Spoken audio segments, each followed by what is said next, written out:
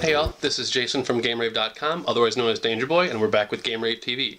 The quote that opened this episode, despite being referenced in Mass Effect 2, is actually taken from the Bible, and it describes a person who is possessed by hundreds and hundreds of demons. Now, while gamers and collectors have their own demons to face, that's not what we're going to talk about. In Mass Effect 2, EDI actually quotes it to describe Legion. Legion is a Geth synthetic who, instead of having a personality, is basically a synthetic, for lack of a better term, robot who doesn't have his own personality. Instead, he has hundreds and hundreds and hundreds of Geth software running on him. Each of these software is a different individual, but they don't have an individual personality. Now, if we look at this through the eyes of gaming, gaming itself is our hardware platform, not a specific console like an Xbox or a PS3, but gaming in general. There are hundreds and hundreds of software. Us. There's gamers, there's hardcore collectors, there's variant collectors, the casual gamer, the parent gamer, etc., etc. For this episode of Game Rave, I kind of wanted to make it a little bit more personal and try and explain to you like how I got into collecting and why I do what I do and so forth. Collecting itself isn't new. I mean, it's been done forever. I mean, antiques, cars, it goes back as far as you want. Variant collecting is no different.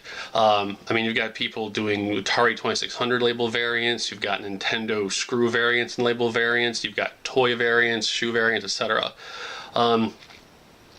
What's interesting is that I didn't start truly collecting until about 1998 to 2000, somewhere in there. And I started collecting everything at the time. And I mean everything. But what was weird was I wasn't going for any variants. It was basically just a one-of-everything type collection. And when it got to the PlayStation, I was within about 200 games of a complete library when I had met my now bestest collecting buddy Steve on GameFAQs.com. And while we were trying to finalize the complete library for the PlayStation, he had introduced me to the Working Design subset, which I didn't even know existed. And for those that don't know, Working Designs does a different art style or image on almost every disc and game they made before they closed during the PlayStation 2 era. I was so impressed by the different styles and different images they used that I was like, okay, I'll collect a subset and have to the complete set. And then as I started doing that, I started looking at the greatest hits games, and I was like, oh, you know what, I'm doing the Working Design subset, I might as well go for the greatest hits subset. And then from there, it was just a Wile E. Coyote strapped to an anvil, tied to a skateboard, going straight downhill thing. I became a variant collector. I had to have everything. I was looking at SLUS numbers, I was cataloging different demos, I was looking at magazines. It was just complete disaster.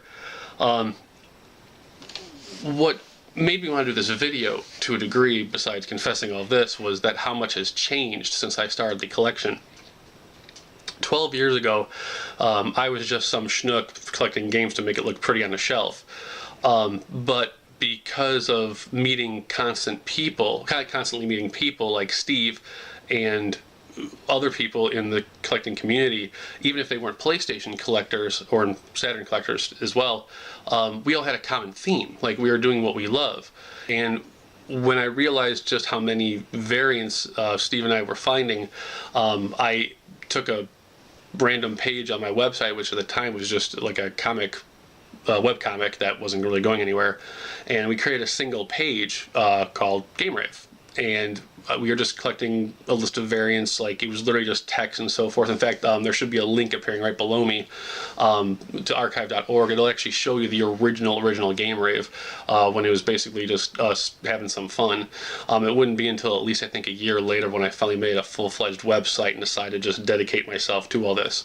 Now, it's been roughly 12 years since Game Rave started, and it's a whole different beast, and it wouldn't be possible without you guys.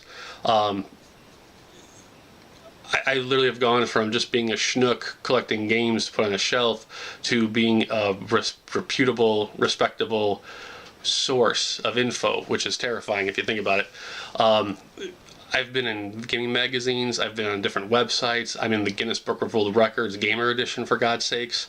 But it has to be said, that would not be possible without all of you guys. And thanks to the ripple effect of people getting involved and linking to my website or like emailing me about details, we now have, and by we I mean Game Rave and to a degree everyone around us, have an actual like team of people just pouring their heart and soul into finding variants and so forth. Mike and Will, and you guys know who you are, have found at least 40 variants in the last 3 or 4 months. I didn't know about any of it, and it's just been insane. I couldn't do what I do at the website if it weren't for you guys, and I really, really appreciate that. But more importantly, is that we're having an impact. When I posted the first video, my friend Steve had made a comment to me about how he was congratulating me about the Reddit link, and I was like, what Reddit link? And it turns out someone who I don't know linked to the video, and was his exact quote was, Jason Dvorak, hardcore PlayStation collector, officially unveils his collection and so forth, and that was pretty crazy. Thanks for the compliment, by the way. No pressure, but that's a whole nother video to do.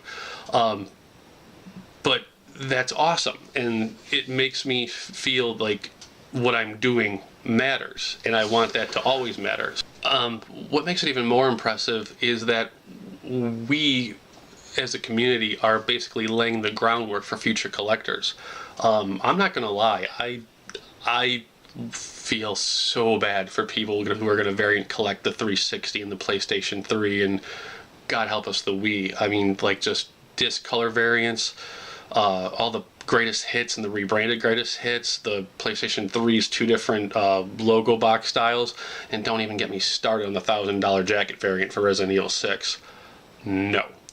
But when those people start collecting and see what we've done as a community and individuals, they will take that and run with it, and then they will start laying the groundwork for the next series of collectors. And as that foundation keeps growing and growing, more and more of us will be just this one big community that will never stop growing, and it'll just be an entire amazing group of souls all working on one specific platform, gaming in general. Which begs the question, should it not be, my name is Variant, and we are many? Something to think about. Hope you guys enjoy the video. We'll see you next time.